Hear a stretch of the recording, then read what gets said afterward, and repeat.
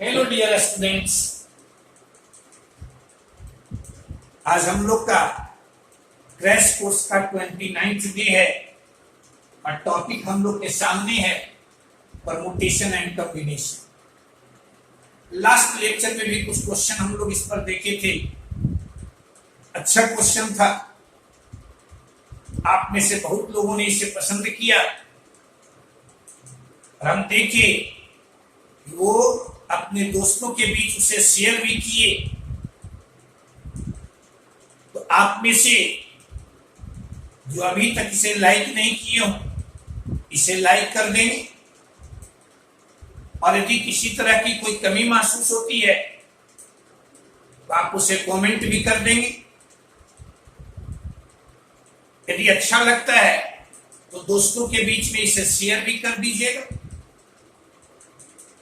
और चैनल को इनर्जेटिक रखने के लिए यदि अभी तक सब्सक्राइब नहीं किए हैं तो सब्सक्राइब अवश्य कर दीजिएगा, जिससे कि चैनल आपको हमेशा अच्छा क्वेश्चन देते रहे। तो स्टार्ट करते हैं हम लोग। देखो तो क्वेश्चन नंबर तुम्हारा 1, the value of the expression तुम्हारा ये है, ठीक है। एक्सप्रेशन तुम्हारा है।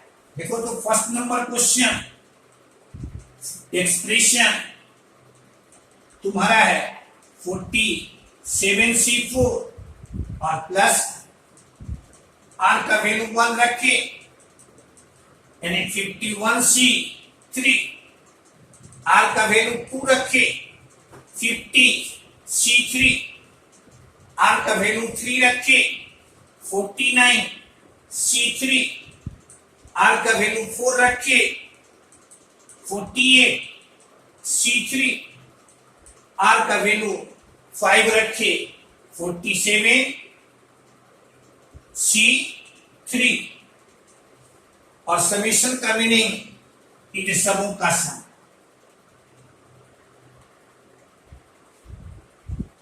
क्लियर है? अब गौर से देखो, इसका वैल्यू आपसे पूछता है।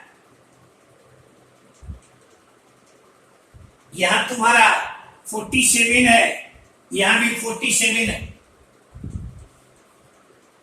अब इसको हम यदि एक साथ रखते हैं 47, देखो तो यानी इन दोनों में सिर्फ यहां तुम्हारा 4 है, यहां तुम्हारा 3 है।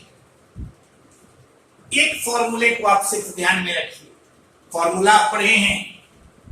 देखो तो NCR प्लस NCR माइनस 1 इतना इजकल टू N+1 CR। यानी कहते हैं कि अगर अपर प्रीफिक्स सेम हो और लोअर सफिक्स में एक का डिफरेंस हो, लोअर सफिक्स में एक का डिफरेंस हो, तो हम लोग इन दोनों का सम लिखते हैं। अपर प्रीफिक्स में एक ऐड कर दिए और लोअर सफिक्स में जो दोनों में बड़ा है, यहां R तुम्हारा बड़ा है R-1 से, तो यहां N+1 से R। अब यदि इन दोनों को हम ऐड करते हैं तो यह हमें मिलेगा 47 में एक ऐड की यानी 48 और C देखो तो यहां 4 है, यहां 3 है, यानी यहां चलाएगा 4। क्लियर है? अब फिर देखो तो यहां 48 है। अब इसको हम एक साथ लिखे यानी 48C3 plus 51C3 plus 50C3 और प्लस 49C3। यहां फिर देख रहे हैं अपर प्रीफिक्स दोनों में से लोअर सफिक्स में एक का डिफरेंस, यानी यह चलाएगा 49C4। अब यहां 49 है, इसको हम लोग एक साथ कर दें, ऐसा लिख दें। यह तुम्हारा 51C3 50C, क्या देख रहे हैं? अपर प्रीफिक्स दोनों में से लोअर सफिक्स में एक का डिफरेंस, यानी अपर प्रीफिक्स में एक ऐड कर दिए लोअर सफिक्स में जो बड़ा है उसे लिख। अब यहां तुम्हारा 50, इसको इसके साथ हम लोग लिखें प्लस 51C। क्लियर है। अब फिर यहां पर प्रीफिक्स लोअर सफिक्स में एक का डिफरेंस, यानी यह चलेगा 51C 4 और प्लस 51C 3। फिर यहां क्या देख रहे हैं, अपर प्रीफिक्स दोनों में सेम, लोअर सफिक्स में एक का डिफरेंस, यानी अपर प्रीफिक्स में एक हम लोग ऐड कर दिए, लोअर सफिक्स में जो बड़ा है उसे, यानी एक्सप्रेशन का वैल्यू हमें मिला 52C 4, 52C 4।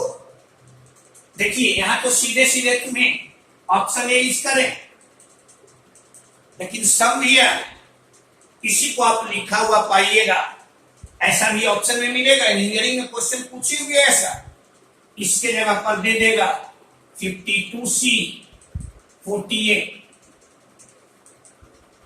इंजीनियरिंग में क्वेश्चन पूछा है जिसमें मोर देन वन ऑप्शन में भी करे, उसमें यह भी ऑप्शन है और यह भी ऑप्शन है। इसलिए जब कभी भी हम लोग आंसर लिखने लगे तो केयरफुल रहें, एक समझे ना किस फॉर्मूले पर लिखे। आप पढ़े हैं NCR equal to NC n minus, उसी फॉर्मूले पर हम लोग इसे लिखे।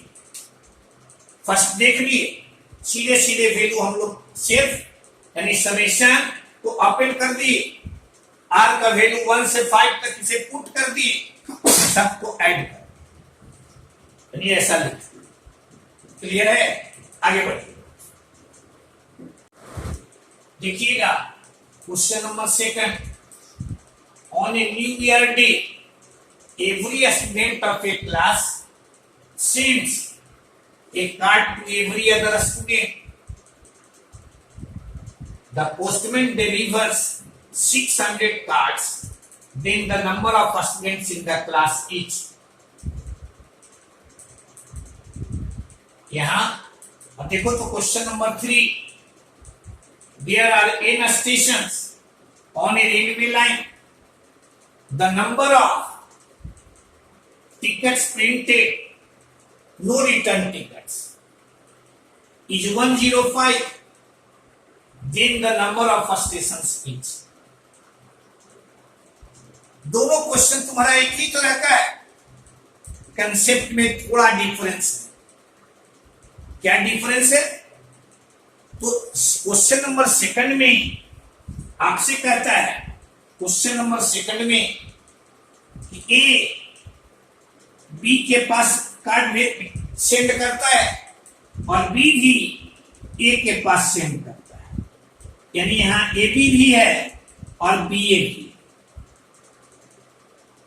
लेकिन 3 नंबर में आप देख रहे हैं, 3 में आप देख रहे हैं कि there are n stations on a railway line, the number of tickets printed,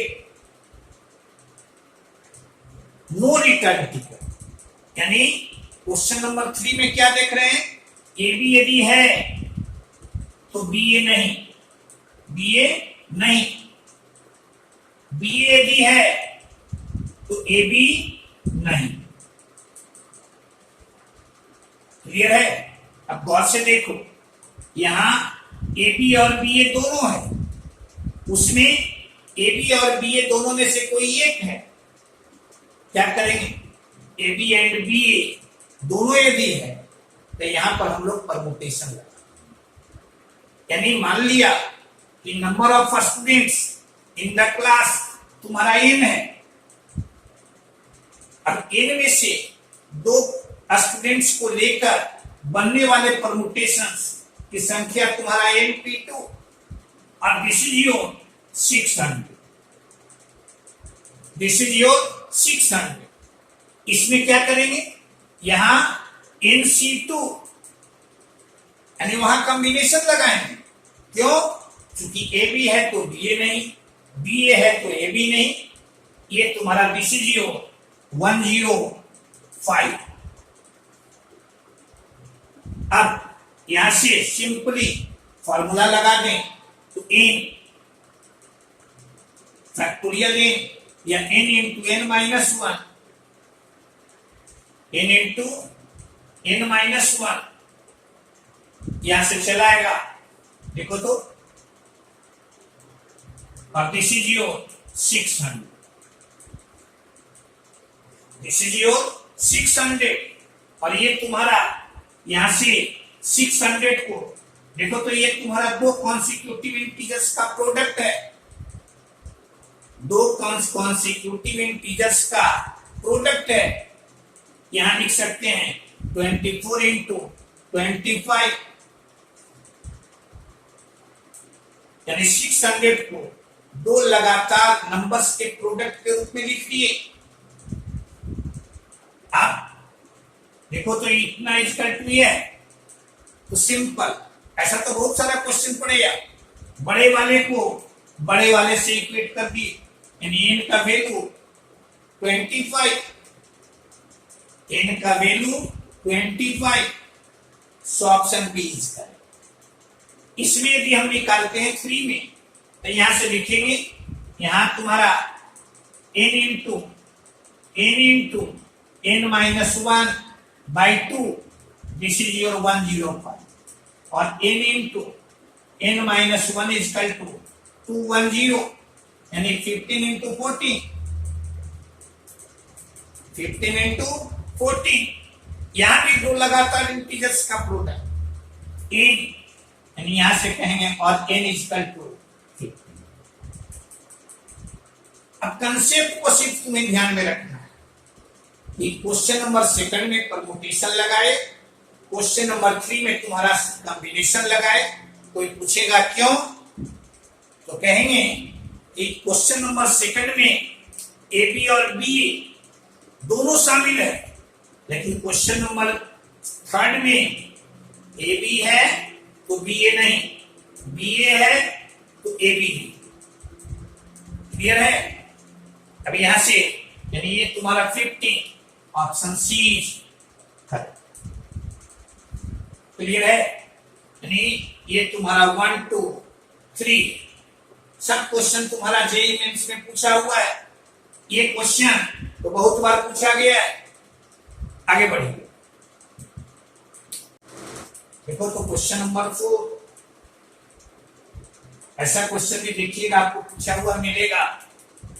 कहता है in an examination the question paper contains 3 different sections A, B and C containing 4, 5 and 6 questions respectively.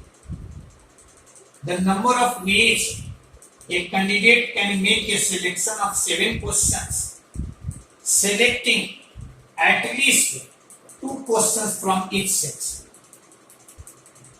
Question number 4 तुम्हारा है। देखो तो कहता है कि किसी क्वेश्चन पेपर में कितने तुम्हारा सेक्शन है, 3 सेक्शन है, ए है, बी है और सी।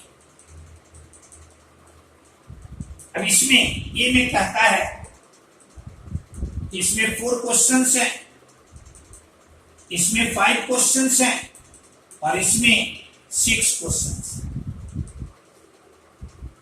और उसे सेलेक्ट करना है 7 क्वेश्चंस। कहता है कि प्रत्येक सेक्शन से कम 2 होना चाहिए। अब तुम्हें सोचना है कि ये सिलेक्शन कैसे हो सकता है। तो पहला सिलेक्शन हो सकता है कि 2 यहां से, 2 यहां से, 3 यहां से। दूसरा सिलेक्शन हो सकता है तुम्हारा 2 यहां से, 3 यहां से, 2 यहां से। ये तुम्हारा दूसरा सिलेक्शन है। और तीसरा सिलेक्शन हो सकता है कि तुम्हारा 3 यहां से, 2 यहां से और 2 यहां से। क्लियर है? पहले हम लोग ये देख लिए कि ये जो 7 का सिलेक्शन है ये स्टूडेंट कैसे कर सकता है। तो पहला हम लोग जो केस लिए उसमें ग्रुप यानी सेक्शन ए से 2 क्वेश्चन, सेक्शन बी से 2 क्वेश्चन और सेक्शन सी से 3 क्वेश्चन। दूसरा जो केस लिए, सेक्शन ए से 2, सेक्शन बी से 3 और सेक्शन सी से 2। तीसरा जो केस लिए, सेक्शन ए से तुम्हारा 3, सेक्शन बी से 2 और सेक्शन सी से 2। क्लियर है? अब number of selections, number of selections, number of selections गौर से यहां देख, है यहां कितने क्वेश्चंस? 4 है। सेलेक्ट कितने को करना है? 2, यानी यह तुम्हारा 4C2 इनटू है 5, सेलेक्ट करना है 2 को, 5C2 है 6, सेलेक्ट करना है 3 को, 6C।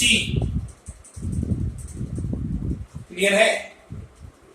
यहां तुम्हारा 4 है, 2 को सेलेक्ट करना है 4C2, 5 है, 3 को सेलेक्ट करना है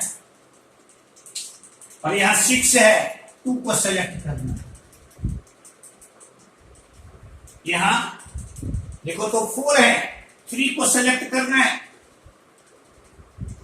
5 है, 2 को सेलेक्ट करना है और 6 है, 2 को सेलेक्ट करना है। ठीक है, अभी आ जाएगा यह तुम्हारा 4C2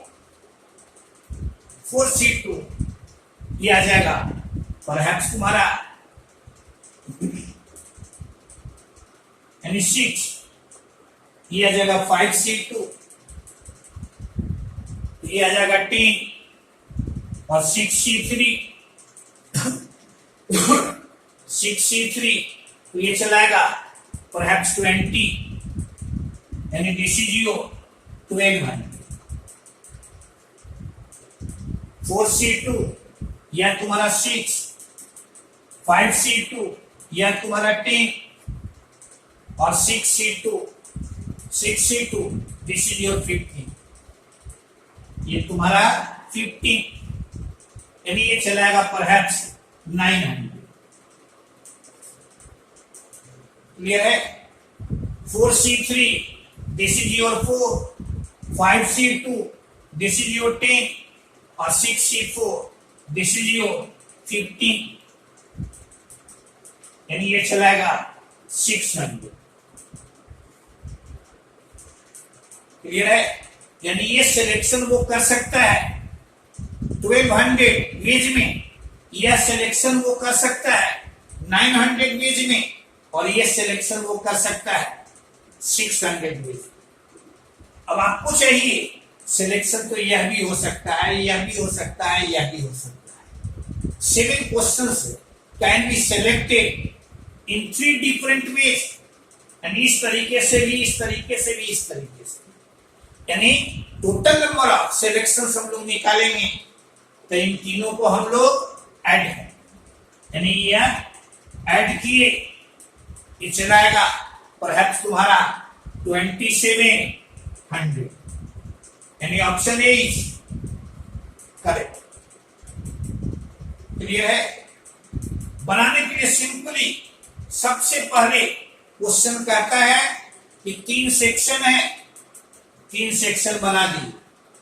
कहता है तीनों में कि ए में है 4 क्वेश्चंस, बी में है 5 क्वेश्चंस और सी में है 6 क्वेश्चंस। कैंडिडेट को 7 क्वेश्चन का सिलेक्शन करना है, लेकिन एक कंडीशन दिए हुए है कि एटलीस्ट 2 फ्रॉम ईच सेक्शन, यानी किसी न किसी सेक्शन से वो 3 क्वेश्चंस को भी आंसरिंग करेगा।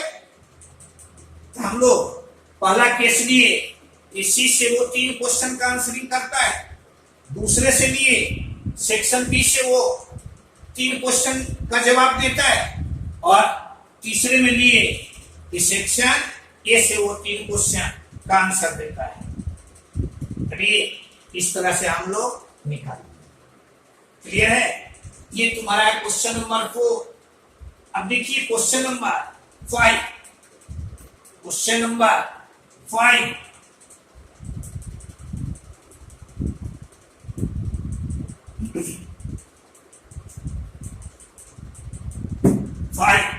ऐसा क्वेश्चन भी देखिएगा, बराबर तुम्हें पूछा हुआ मिलेगा। यहां पर कहता है the numbers of 5 digits divisible by 4 can be made with the digits 1, 2, 3, 4 and 5। यानी 5 अंकों की संख्या जो तुम्हारा 4 से डिविजिबल हो।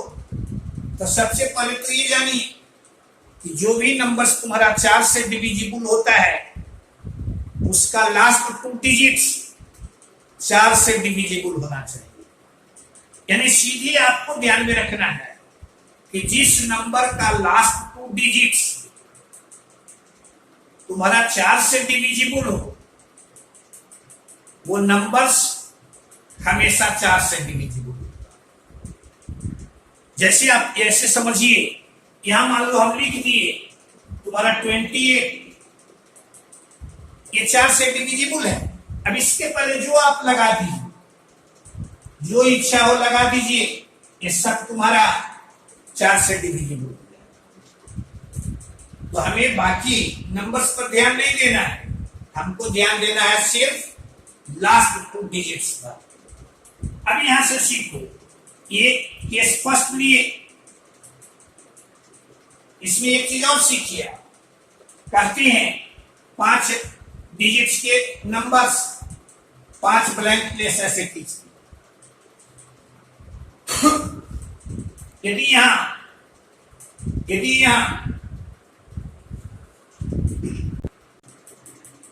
हाँ जी बोल रहे थे, देखो तो कहे कि तुम्हारा 4 से डिविजिबल होने का मतलब है कि लास्ट 2 डिजिट्स, यानी ये तुम्हारा 4 से डिविजिबल यदि है तो बाकी इधर क्या है उससे कोई अंतर नहीं। 4 से डिविजिबल तो पहला तो ये इवन होना चाहिए। इवन होने का मतलब क्या है कि इवन नंबर तुम्हारा इंड यानी यूनिट प्लेस पर होना चाहिए। तो इवन नंबर तो 2 है, 2 और 4। अब आप सीखिए कि 2 यदि यहां रखते हैं तब कितने ऐसे नंबर्स बनेंगे जो 4 से डिविजिबल होगा। अब 4 यदि रखते हैं तब कितने नंबर्स बनेंगे जो 4 से डिविजिबल होगा। 4 यहां रखिए। अब सीखिए, कहते हैं कि 2 यदि यूनिट प्लेस पर है तो टेंस प्लेस पर आप कोई ऑड नंबर रख दीजिए, ऑड डिजिट आप रख दीजिए। यानी 1 रख दीजिए तब भी ये 4 से तुम्हारा डिविजिबल, 3 रख दीजिए तब भी ये 4 से डिविजिबल, 5 रख दीजिए तब भी ये तुम्हारा 4 से डिविजिबल। यानी 2 यदि यूनिट प्लेस पर है तो टेंस प्लेस पर कोई ऑड डिजिट आप रख दीजिए। 1, 3, 5, 7, 9 कुछ भी आप रख देंगे वो हमेशा 4 से डिविजिबल। यानी यहां 1 रखे या 3 रखे या 5 रखे, यानी इसको 3 तरीके से।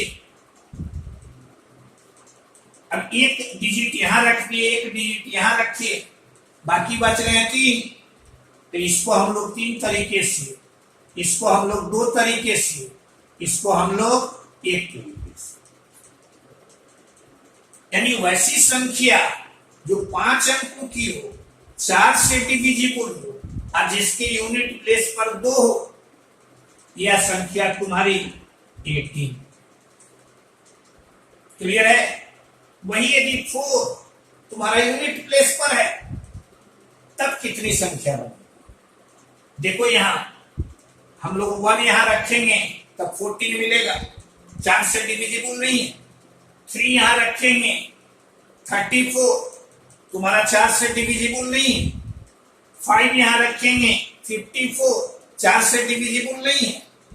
यानी यहां 1 नहीं रख सकते हैं, 3 नहीं रख सकते हैं, 5 नहीं रख सकते हैं।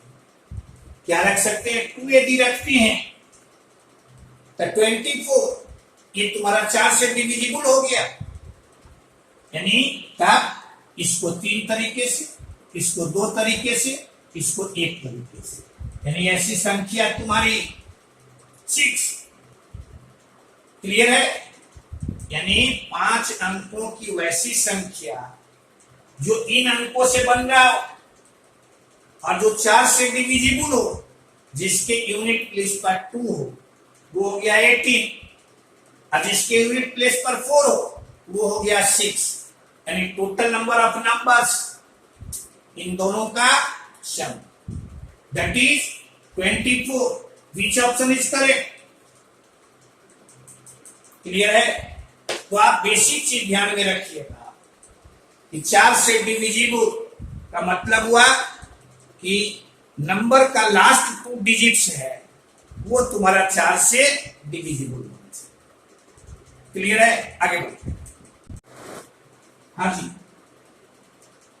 हम लोग 5 तक देखिए। अच्छा क्वेश्चन मिला। क्वेश्चन नंबर 6 उससे भी अच्छा। ऐसा क्वेश्चन देखिएगा, हर एक साल तुम्हें मिल जाएगा, हर एक साल क्वेश्चन इस पर तुम्हें मिलेगा। कहता है dictionary is made of the words that can be form from the letters of the word mother. मतलब समझिए, कहता है कि मदर वर्ड के लेटर से बनने वाले वर्ड्स का एक डिक्शनरी बनाया गया। यहां कितने लेटर्स हैं? ये लेटर्स देख रहे हो, 6 हैं। कितने हैं? 6। तो इनसे वर्ड्स कितने बनेंगे? तो फैक्टोरियल 6, फैक्टोरियल 6। ठीक है? वैल्यू इसका याद है ना? इसका value 6 into 5 into 4 into 3 into 2 into 1, यानी ये कितना आ जाएगा? यानी 720। यानी इनके लेटर से वर्ड्स कितने बनेंगे? 700, 720। अब कहता है the position of the word in that dictionary if words are printed in the same order as that of an ordinary dictionary। कहता है कि जो 720 तुम्हारे वर्ड्स बने, इसको ऑर्डिनरी डिक्शनरी के जैसा अब अरेंज कर दीजिए। डिक्शनरी देखना तो जानते हैं ना? डिक्शनरी में आप देखते हैं पहले वर्ड्स आते हैं बिगिनिंग विथ ए, तब आते हैं वर्ड्स बिगिनिंग विथ बी, तब वर्ड्स आते हैं बिगिनिंग विथ सी। तो कहता है कि ये 720 वर्ड्स हैं, इनको हम अरेंज कर दिए अकॉर्डिंग टू ऑर्डिनरी डिक्शनरी। तब आपसे पूछता है यदि डिक्शनरी हम बनाए 720 वर्ड्स का, तो मदर जो वर्ड है उसका उस डिक्शनरी में क्या पोजीशन है, यानी वो केमा वर्ड उसमें होगा। क्लियर है? देखो वर्ड यहां जैसे मदर दिए हुए, इंजीनियरिंग में आप देखिएगा बहुत सारा मिलेगा।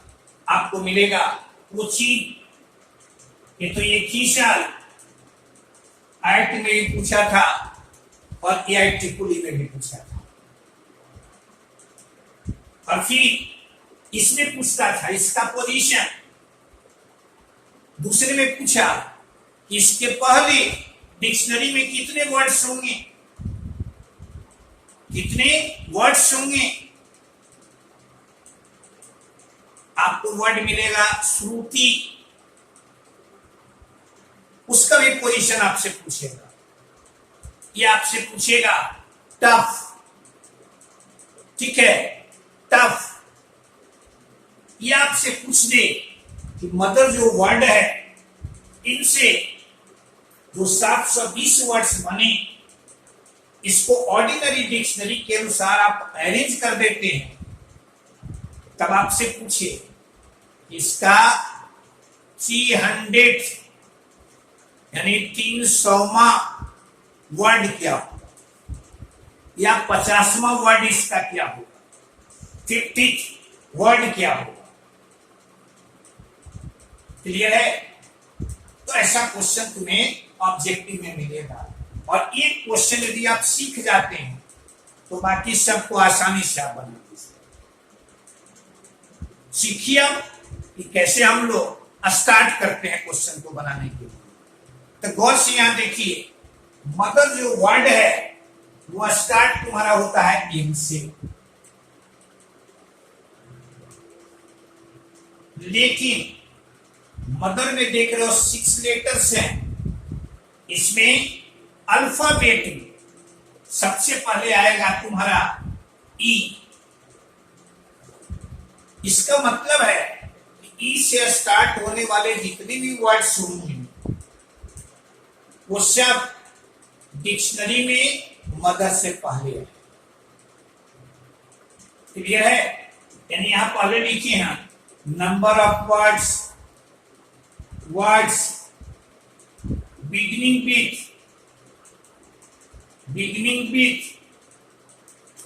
ई। समझ गए नहीं क्यों लिए? कहे कि मदर के लिए वर्ड स्टार्ट होना चाहिए एम से, लेकिन मदर वर्ड में जो लेटर्स हैं उसमें ई है जो तुम्हारा एम से पहले आएगा।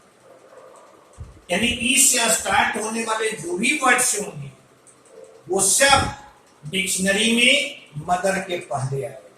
अब आपको सोचना है कि ई से स्टार्ट होने वाले वर्ड्स कितने होंगे, तो ये तुम्हारा फैक्टोरियल 5। समझ गए ना क्यों?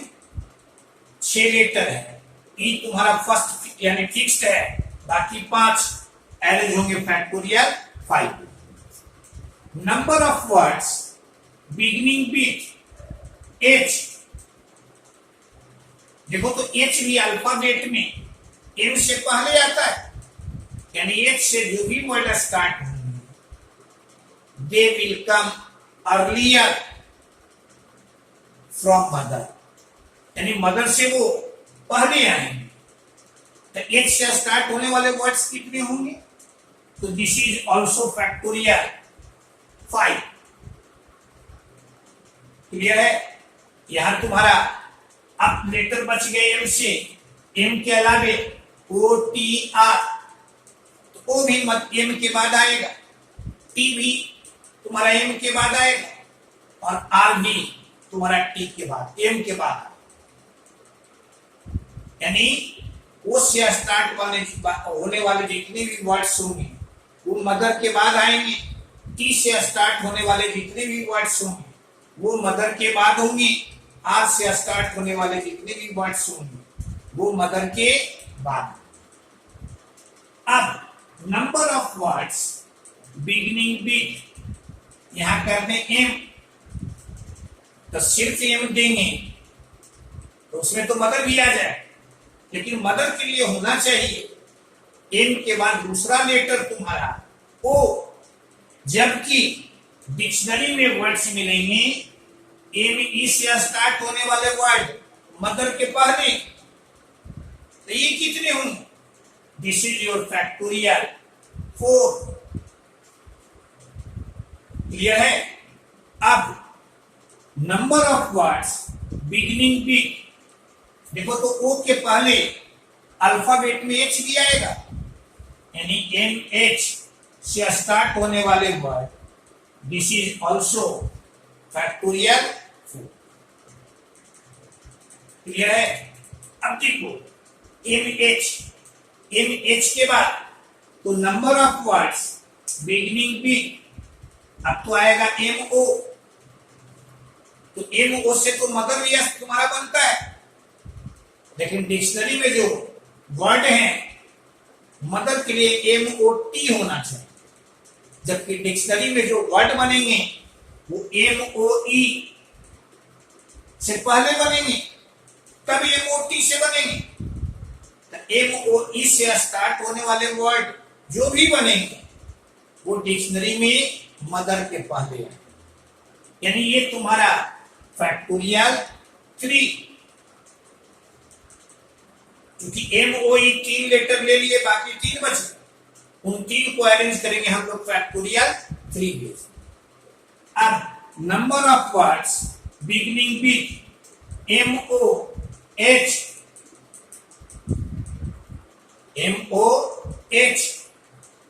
ये तुम्हारा ये भी आ जाएगा फैक्टोरियल 3। अब देखो तो इसके बाद number of words beginning with T से पहले तुम्हारा अल्फाबेट में आर आता है। मदर के लिए MOT होना चाहिए, लेकिन उससे जो वर्ड्स मिलेंगे मदर से पहले वो MOR से स्टार्ट होने वाले वर्ड भी मिलेंगे।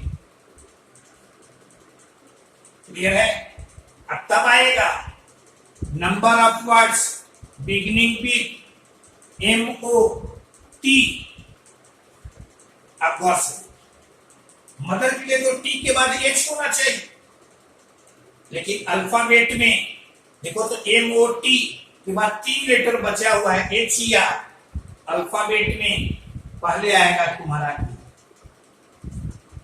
यानी MOTE से स्टार्ट होने वाले जितने भी वर्ड्स होंगे वो डिक्शनरी में मदर से पहले है। यानी ये तुम्हारा हो जाएगा फैक्टोरियल 2। क्लियर है?